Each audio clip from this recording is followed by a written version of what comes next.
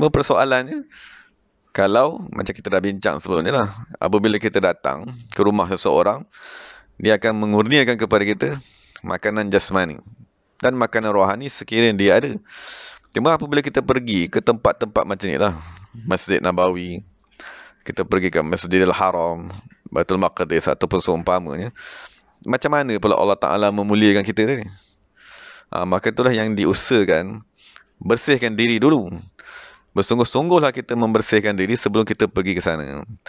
Apabila kita bersihkan diri di Malaysia, kemudian pergi ke tempat-tempat yang mulia ni, Allah Ta'ala akan mengurniakan kurniaan. Kurniaan yang paling awal ialah kebersihan hati. Maksudnya kita datang dengan hati yang kotor, tapi kita niat nak bersih. Dan kita datang dengan berbagai penyakit rohani. Apabila kita pergi ke sana, kurniaan terawal yang Allah nak bagi kepada kita ialah pembersihan tadi lah. Jadi kalau kita memang hati kita kotor, dan kita memang banyak tabiat, akhlak yang buruk, bila kita betul-betul niat menziarahi Allah, nanti kita balik sepatutnya lah berubah. Kan, daripada kita lalai, daripada banyak membuang masa, kita dah mula buat benda-benda yang faedah. Baca Quran, ada masa istighfar, ada masa pegang tasbih. Itu kurniaan peringkat pertama. Kurniaan peringkat kedua ialah Allah mengurniakan amalan rohani. Maksudnya kalau di Malaysia dulu kita tak ada amalan rohani seperti bersyukur, redha kepada Allah Subhanahu Wa Taala, taubat. Amalan-amalan rohani tadi tak ada. Apabila kita pergi, Allah kurniakan satu-satu amalan dari kepada kita. Dan kemuncak kurniaan Allah Subhanahu Wa Taala ialah al-ilmu. Al-ilmu billah, ilmu tentang Allah Subhanahu Wa Taala. Jadi ilmu tentang Allah Taala ni ada dua cara.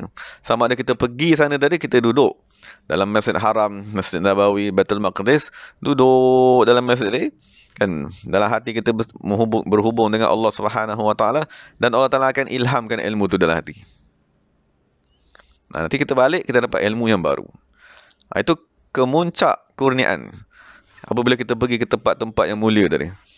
Dan sekiranya Allah Ta'ala inginkan, dia akan hantar orang bercakap kepada kita. Maksud Allah Ta'ala akan hantar. Maksud kita pergi tadi, menziarahi masjid-masjid yang agung tadi, tiba-tiba kita akan berjumpa dengan orang, sama dia duduk sebelah kita pun, ataupun dia bertemu dengan kita ke dalam masjid ke, ataupun di luar masjid. Lepas tu dia bersembang dengan kita. Apabila dia bersembang dengan kita tadi, dia akan bercakap dengan maklumat-maklumat tentang Allah Subhanahu Wa Taala. Tak kira 5 minit ke 10 minit ke, lepas tu kita pun tak jumpa dia dah orang tu. Itu cara Allah Ta'ala menghantar ilmu tadi. Sama Allah Ta'ala menghantar terus-menerus ke dalam hati manusia, ataupun Allah Ta'ala hantar melalui khalifah-khalifahnya, kekasih-kekasihnya lah, datang kepada kita, bertemu kepada kita, bercakap kepada kita. Maka kita balik, kita dapat ilmu yang baru tentang Allah Subhanahu Wa Taala. Itulah sallallahu yang Allah bagi tahu, haqqun 'alal mazur, kemestian, kewajipan ke atas tuan rumah yang diziarahi, an yukrima zairahu, untuk memuliakan orang yang menziarahinya. Jadi kita pergi itu, kita tengoklah, kita balik bawa apa ya? Sama ada kita balik tadi berkurangan sifat mazmumah kita, atau kita balik nanti kali kedua umrah bertambah sifat mahmudah kita. Dan kalau benda dua ni dah dikurniakan, kita pergi lagi, Allah Ta'ala akan kurniakan dengan ilmu. Tapi kalau pergi niat tak betul, yang pertama pun tak dapat. Maksudnya pergi dalam keadaan tabiat kita tak baik, dan kita balik pun tabiat yang tak baik itu masih berterusan. Itu masalah pada niat, masalah pada persediaan sebelum kita pergi tadi.